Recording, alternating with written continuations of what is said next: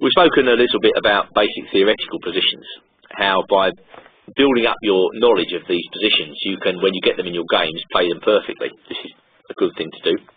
We've spoken about the idea of looking at problems, of studies of basic mates, mates in 2, mates in 3, all of which enhance your endgame imagination. Well, now we come to the study of well-annotated high-level games, which is one of the best ways I know of, again, developing your endgame skill. And I've pulled out a few recent games which I've annotated myself, all of which I learned from, all of which feature interesting endgames. And I hope you enjoy them. The first of these is a game with added spice. It comes from the Istanbul Olympiad played in September 2012. And it's from the match between Russia and the United States. Playing white in this game, Alexander Grischuk. Playing black, Kamsky, 2 of the best players in the world. And this is a real old-fashioned slugging match. White plays e4, and Kamsky, perhaps slightly surprisingly for Grischuk maybe, played knight f6, Alekhine's defence. A hyper-modern opening, a sharp opening, black's attacking the pawn on e4. White's not too dismayed to see that, as he gets the chance to form a centre, but now black can hit back at that centre with the well-timed move d6. As in all these hyper-modern openings, the Perk modern, the Alekhine, the King's Indian, timing is of the essence for black. If you play these openings, you've got to have a good sense of when best to hit back at white's centre. If you get the timing wrong, you can be squashed, end up with no space.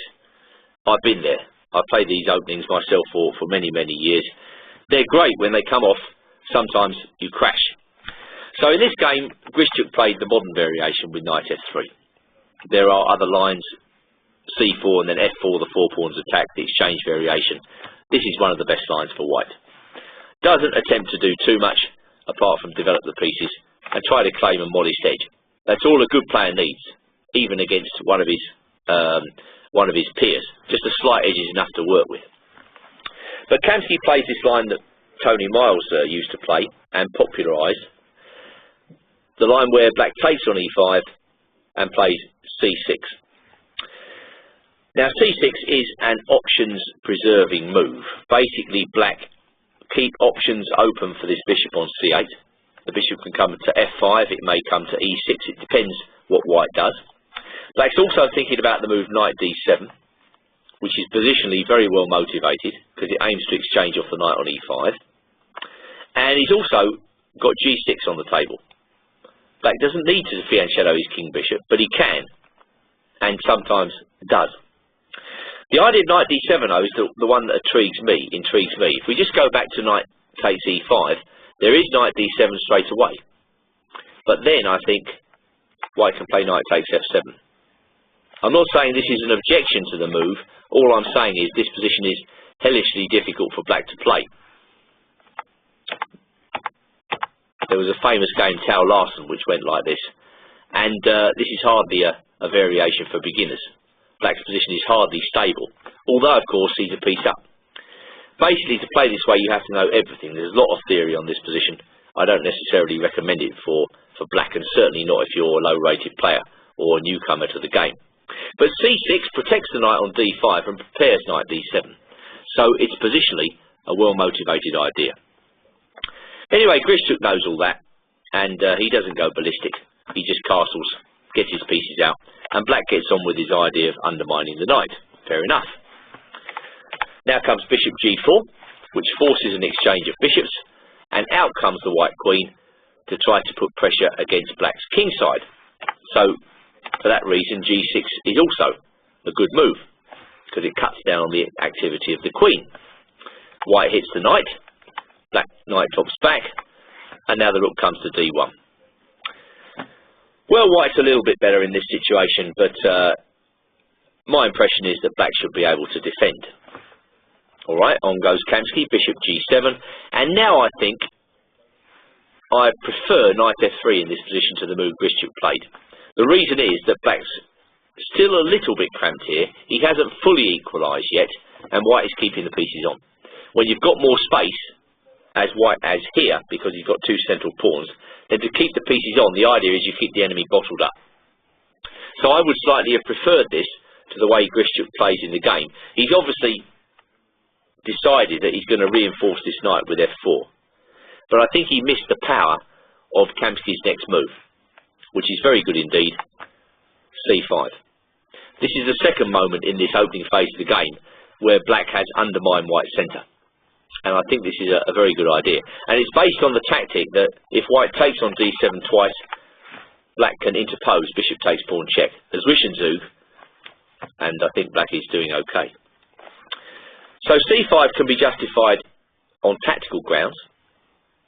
Grischuk drops away, and now Kamsky completely undermines white's centre by taking on d4, by taking on e5, and then playing knight e6. Exchanges have exposed the weakness of white's pawns, and in particular the e5 pawn is weak. So black can basically start to think about the endgame even now. He's got a game plan of exchanging off the pieces and going for the better endgame, because white's got a weak pawn on e5. White, for his part, does not want to exchange, but black's got pressure. So I suppose Grischuk was thinking, okay, if I can keep that pawn on e5, his bishop's going to be bottled up. Hence rook d5, but this is another very good moment in the game by Kamsky, as he plays yet another undermining move here, b5. And this is a very, very good move. Now there's a bit of a problem here for white. What he'd like to play is to keep his rook on d5, but then his pawn structure becomes weaker and weaker after b takes c4. Again, we're following the idea that exchanges favour black here, so rook d8 is very logical. Despite the fact that black's king's in the centre, there's no way for white to take advantage of it, and black coordinates his pieces here by running the king to f7, by bringing his rook to c8, and now black can start to think about how he's going to exploit the weak white pawns. Very good play by Kamsky. So Grischuk takes on b5, black takes on c4, and now a move white doesn't want to make, queen b3, because he knows endgames are bad for him, but he probably felt black's pressure was so great he had to do it. Kamsky's quite happy. He changes queens, despite the fact the rook gets into the game free of charge. He's quite happy to play this continuation, as rook d8 is going to bail him out. Clearly, if white plays rook takes a6, black can play bishop takes e5. So king f2 was played by Grischuk, getting ready for the endgame. Black also brings his king up. Bishop comes to g5, rook e8, rook e1, and now I think white is finally threatening rook takes a6. So black counters with an attack on the pawn on b3. White protects, black moves up to attack the e-pawn, pawn comes on, king drops back. Pawn to g3, rook comes to b6, rook e2, and now h6. This move introduces a plan by which black unravels the situation of his king. If bishop comes to f4, he can play g5 and then bring the king up. If bishop retreats to e3, then black takes on e6, bishop c5. Now I think this is the first moment in the game where, after playing so well, we could actually quibble with Kamsky's choice of move, because he plays rook c6. I think a very simple continuation here is to take on e2. That fits in with black's overall plans, as he plays rook c8. I don't know whether Kamsky overlooked that, but bishop takes e7 is answered by rook e8. So white protects, then we go rook c6, bishop takes e7, rook e6, rook has to play to e3, takes, and hits the bishop, and then takes on b2. And this should be a very promising endgame for black, if not winning. Black's plan of campaign, well, first of all, he's going to move his king in to the centre, as marked. Then he's going to try to create a pass pawn on the king side. And finally, hopefully, he's going to penetrate on the queen side, where this pawn on b4 is very poorly placed from white's perspective. After that pawn goes, black's pawn is free, and the queening square is the same colour as the bishop. So I think black would have really good prospects in that position. The game's not a problem, but actually we reach a very similar endgame now, where actually there's still a pair of rooks on the board, and this increases white's drawing chances, I think. So the game continues with both players improving the position of their pieces. And now white plays rook b2. And the idea of that is that he wants to get rid of his pawns with b5. The defender in this position would like to get rid of all the pawns and leave a position where black's got rook bishop on one and white's got a rook and bishop. After that, white gives up his bishop for the pawn and goes into a drawn endgame, rook and bishop versus rook. And that's more or less exactly what happens in this game, except that Grischuk doesn't draw it. So on we go, h5. Black's going to try to create a passed pawn on the king side. White liquidates pawns on the queen side. Bishop f4 blockading, bishop f6, rook b7, and black now gets his rook into the game. Rook's threatening to come up to h2 or a2 or a3. h7. Well, clearly white can prevent any checks here by going rook b3, but black tightens the noose by playing h4. White doesn't take, because that allows black to create a passed pawn. Instead he goes king e3, but I think black can start to make progress in the following way, by putting his pawn on h3. Now the pawn on h2 is permanently weak, and I think black can actually train his sights on this pawn in the following manner. So Grischuk goes active. Most players prefer active play if they can. This allows a check, of course, a check, king f1, and now Kamsky plays king d5. And we can see where he's coming from. He wants to get his king into the position and create some pressure. But I think probably rook takes h2 was the way. I mean, I can see why he doesn't do that, because white can create some havoc here. He can drive the black king passive, and then he can keep his rook active. But this should be a win. Let's just see how it's done.